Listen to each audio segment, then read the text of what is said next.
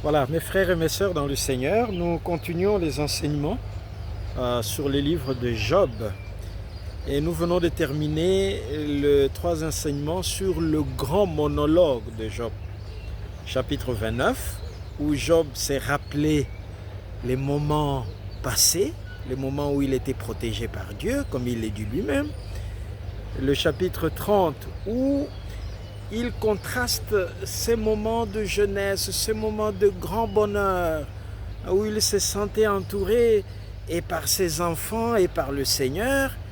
Il les contraste à ces moments de souffrance qu'il est en train de traverser. Et puis, le 31e chapitre, c'est en fait un chapitre d'espérance, où on se rend compte que son souci, c'est que le Seigneur lui réponde.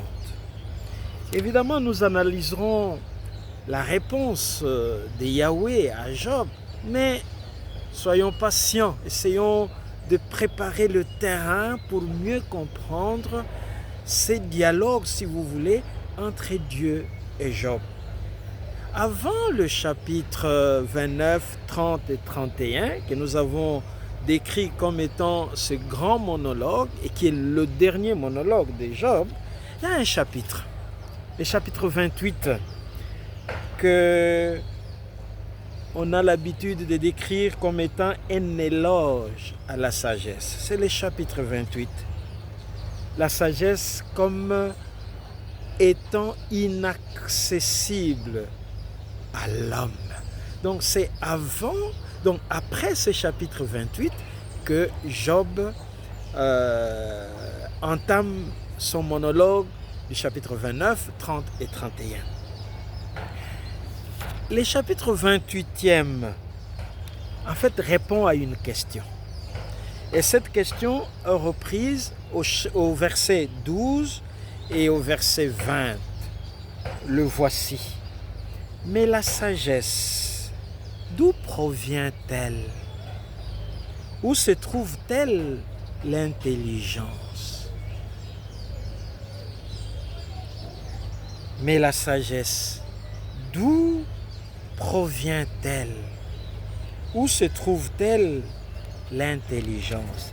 Et le premier chapitre, le premier verset, les tout premiers versets du chapitre 28, je peux vous le lire. Il dit: il existe pour l'argent des mines, pour l'or un lieu où on l'épure, le fer est tiré du sol, la pierre fondue livre du cuivre.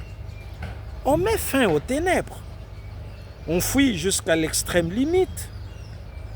Voilà.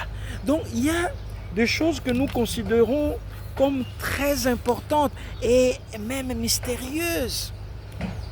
Le diamant, l'or, le coltan, tout ça, l'homme sait les repérer, sait les trouver, sait le manier, sait l'utiliser.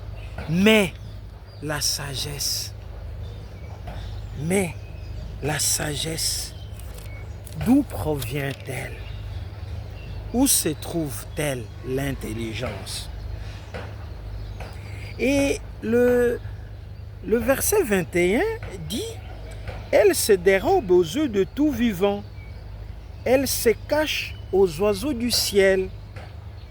La perdition et la mort déclarent, écoutez bien, la rumeur de sa renommée est parvenue à nos oreilles. La mort qui vient après la souffrance, et on dit aussi la perdition. Il n'y a que la perdition et la mort qui disent que nous avons eu vent, disant que la rumeur de sa renommée est parvenue à nos oreilles.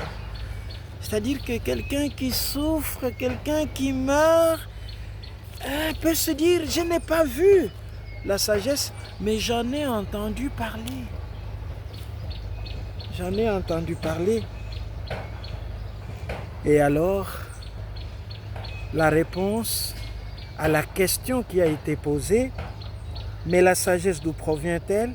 Où se trouve-t-elle l'intelligence? C'est à la fin du chapitre, donc au verset 28, que la réponse nous est donnée. La crainte du Seigneur, voilà la sagesse. Fuir le mal, voilà l'intelligence. Et quand nous lisons les livres de Job, dès le premier chapitre, on nous dit « Job craignait Dieu et fuyait le mal ». Peut-être que c'est cela la voie de la sagesse. Pas peut-être, c'est effectivement celle-là la voie de la sagesse. La crainte de Dieu et la fuite du mal. Sommes-nous prêts, mes frères et mes sœurs, à avoir la crainte de Dieu et à fuir le mal? C'est cela le chemin pour découvrir la sagesse.